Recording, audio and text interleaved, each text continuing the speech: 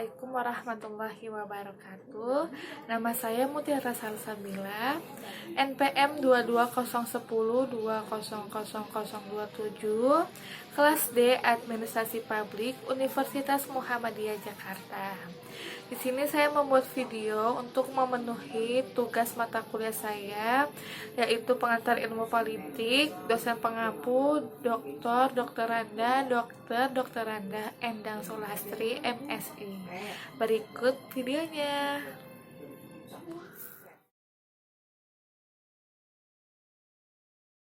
Awalnya, Presiden Soekarno menginginkan adanya Partai Tunggal guna melaksanakan pembangunan yang disebutnya sebagai moto perjuangan rakyat. Pasca dikeluarkannya maklumat pemerintah pada tanggal 3 November 1945, partai politik mulai banyak dibentuk. Sejumlah partai politik yang telah ada sejak era pergerakan nasional tumbuh dengan kemasan yang baru. Partai-partai tersebut telah memiliki massa dan basis pendukungnya sendiri. Di masa-masa awal revolusi, partai-partai politik memainkan fungsinya sebagai pembuat keputusan. Namun, wakil-wakil yang duduk dalam kabinet tidak mampu menjaga stabilitas politik. Tidak hanya partai dengan mayoritas yang jelas menyebabkan pemerintah harus selalu berdasarkan koalisi antar beberapa partai yang dengan mudah dijatuhkan satu sama lain oleh mosi tidak percaya. Dalam masa itu pula, partai-partai memegang peranan penting berkaitan dengan pengambilan keputusan seiring ancaman baik dari dalam maupun luar negeri dalam revolusi. Semisal dalam agresi militer Belanda 1 dan 2 pada 1947 dan 1948 serta pemberontakan PKI pada 1948. Di sini terdapat partai politik pasca kemerdekaan, ada 10 partai, sebenarnya ada 40 tapi yang saya cantumkan hanya 10 partai. Pelaksanaan pemilu 1955 dibagi menjadi dua tahap. Tahap pertama untuk memilih anggota DPR pada tanggal 29 September 1955. Tahap kedua untuk memilih anggota konstituente pada tanggal 15 Desember 1955. Latar belakang pemilu 1955. Yang pertama, revolusi dalam perang mempertahankan kemerdekaan. 2. Adanya pertikaian internal di dalam lembaga pemerintah. 3. Belum adanya undang-undang pemilu yang mengatur tentang pelaksanaan pemilu.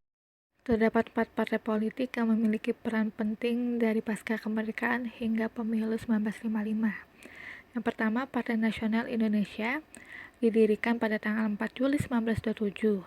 PNI ingin melihat rakyat Indonesia bisa mencapai kemerdekaan politik untuk mencapai pemerintahan nasional, mencapai hak untuk mengadakan undang-undang sendiri, dan mengadakan aturan-aturan sendiri dalam mengadakan pemerintahan. Yang kedua, Majelis Syura Muslimin Indonesia didirikan pada tanggal 7 November 1945. Masyumi ingin menegakkan kedaulatan negara Republik Indonesia dan agama Islam, melaksanakan cita-cita Islam dalam urusan kenegaraan.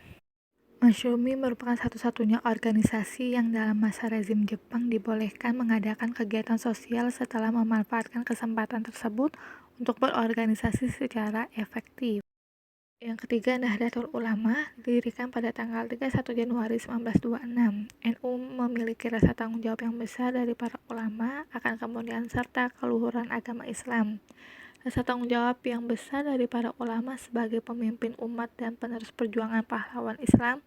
Rasa tanggung jawab para ulama untuk memelihara ketentraman dan ketenangan bangsa Indonesia. Yang keempat, Partai Komunis Indonesia, didirikan pada tanggal 23 Mei 1914. PKI ingin menggeser dasar negara Indonesia Pancasila dan komunisme dengan cara membangkitkan perasaan revolusioner rakyat Indonesia dari kalangan buruh dan petani yang tertindas oleh kaum borjuis. Hasil pemilu 1955 dimenangkan 4 partai besar yang berhasil memperoleh suara terbanyak. Urutan pertama terdapat PNI 22,3%, yang urutan kedua Masyumi 20,9%, urutan ketiga Nahdlatul Ulama 18,4%, yang terakhir Partai Komunis Indonesia 15,4%. Patut dicatat dan dibanggakan bahwa pemilu yang pertama kali tersebut berhasil diselenggarakan dengan aman, lancar, jujur, dan adil, serta sangat demokratis. Pemilu 1955 bahkan mendapat pujian dari berbagai pihak, termasuk dari negara-negara asing. Kepentingan politik, baik partai politik, hanya 3, yaitu kekuasaan, kekayaan, dan ketenaran.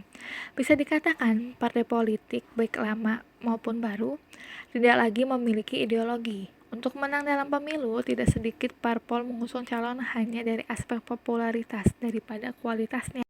Di masa sekarang ini, banyaknya partai politik menggunakan jasa buzzer untuk memanipulasi rakyat agar percaya pada mitos politik. Lewat peran mendangung bayaran, kebohongan direkayasa menjadi kebenaran.